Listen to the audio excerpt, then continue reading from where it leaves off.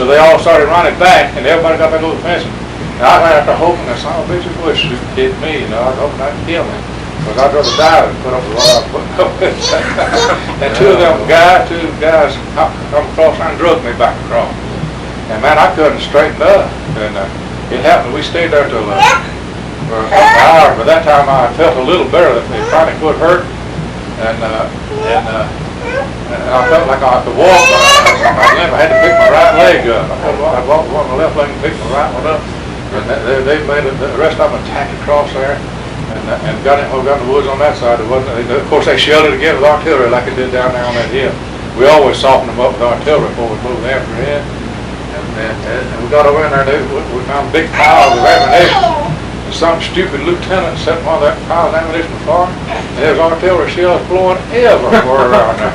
And we had to take it down about a 2 or 3 mile detour and go down around and get out of the range, and them artillery shells was blowing. They'd blow out and go down and blow up over us like shooting out of a gun. And they're trying to find out who, somebody said the lieutenant done it.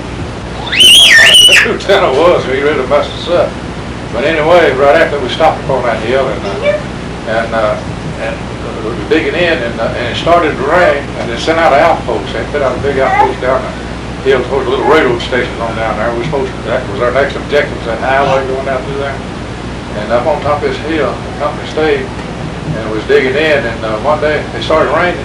So the first sergeant told me, he said, Belson, why don't you go down to that outpost? At least it ain't raining down there, so you can rest better down there, because I was still pain with it. And so I said, well, I think I will. So I went down with a couple of guys taking some supplies down there, and there was 50 men on that outpost, with just 47 enlisted men and 3 officers down there. And out that big outpost, they'd send little outposts out from it, so like 8 or 10 men here and 5 or 6 men over yonder, another strong point or something. And that's where I got taken prisoner at down there. Now, where was this again? That was in France, that well over in the middle of France. Yeah, I know in France, but where about France? Oh, God, I don't know. I got a map in the regimental history I got. But it was like after you fell across that log? Yeah.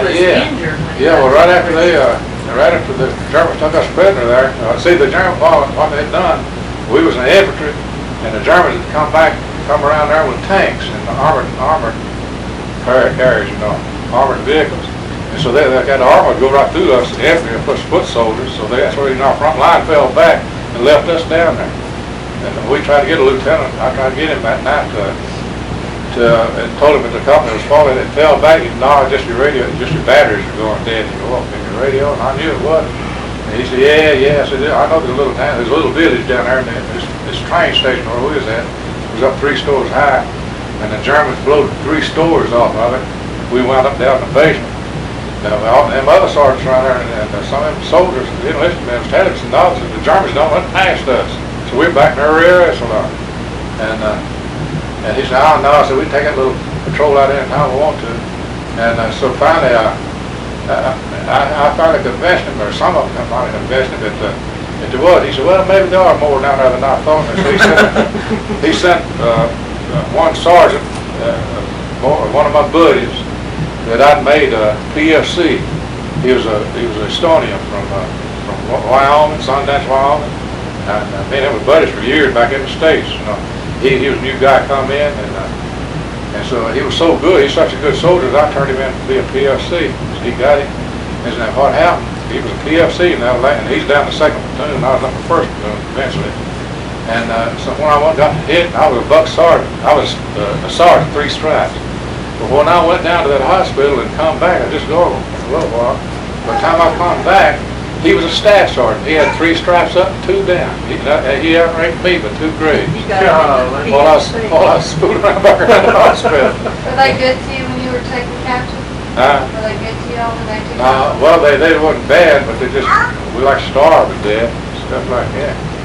Yeah, but you didn't tell the boys about going across France in a cattle car standing up either. No, I wasn't standing up. I was sitting down on a bucket trying to do something. I had diarrhea. And as after the Germans got us in that thing. Oh, Miss Marion, come back.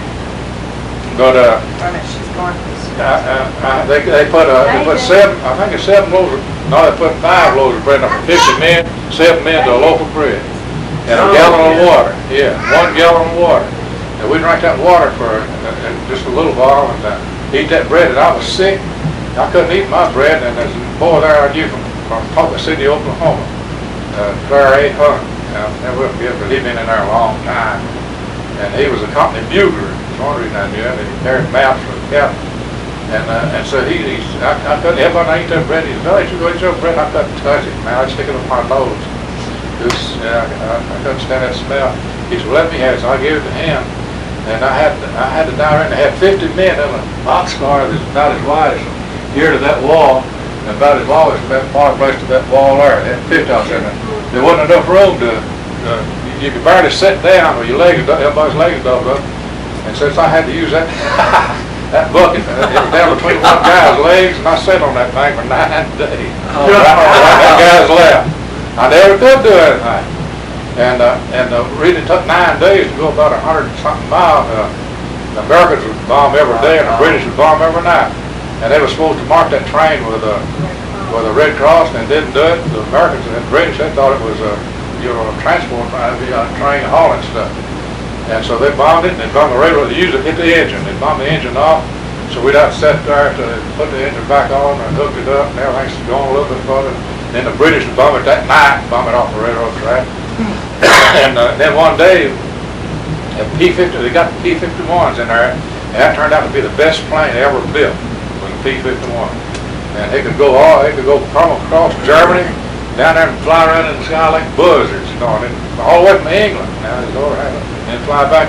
And one day the P-51s straight. Of course, they'd straight to us once before when we was walking along the road before we got to this railroad station.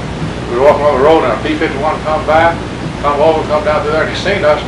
We thought he'd done his wings, like he tipped his wings, and we don't usually, when they do that, they recognize him. We thought he'd have recognized us as prisoners, American prisoners. We did. He went up down the circle and right up through that, and we was going through a cut in the road, where the road was cut down and went graded through that banks on each side. Boy was tiring fingernails off trying to climb that down bank. He killed about 18 or 20 like that. And but he never did come back when he made that one swipe and one off. Oh, Was it American? Yeah, it was our own plane. Yeah, he didn't see. He thought we was German. Yeah. He didn't recognize. How long were y'all held? A little better, about around 4 months, a little less than 4 months in that prison. Now, one thing I do remember you saying, I'm sorry, I don't mean to interrupt you. You said when y'all first got taken, you had some German women, or I guess they were up there, some sergeants. They swapped y'all's thumbs or something. That y'all's were thicker, y'all's were made out of cotton. Oh no, that was later. That was later. Oh, yeah, that was Russian. After I was saying about in that train, the P-51 bombed us straight to the skin one day in that boxcar. Can't understand a word she said. And they killed 5 in that boxcar. What we was in. We stacked them up at the front end of it, and we got them out of the way. Stacked them up on top of each other. That made a little bit more room in there. And then after about 9 days, we finally got to a camp. It was still out 3C, and it was a staging area. That's where they brought British, Americans, officers, non-commissioned officers, privates, and everything, and they all come in there. And then they'd send them out, like they sent the officers to one camp, non-coms to another camp, British to another camp, China and the Canadians, like that. And when they separated us out of there, and we went to another, I wound up in still out kind of east of Berlin on the Oder River. And that's where I stayed from then on. And, But they weren't mean to you, they didn't beat up on you? No. I thought they might, because right as we was taken prisoner, the first night we walked back out in there into Germany a little bit, but we went in a building, an old wooden building out there, and they had a hall down there, and you go into a couple of offices in there. And, so I went in there and was interrogated. We were sitting down in the hall, they took in there and interrogated. And you're not supposed to tell them nothing but your name, rank, serial number, nothing else. So there's an old captain in there, and the first thing he asked me, he said, "Are you from Minnesota or Wisconsin?" I said, "No." I said, "No, sir, I'm not."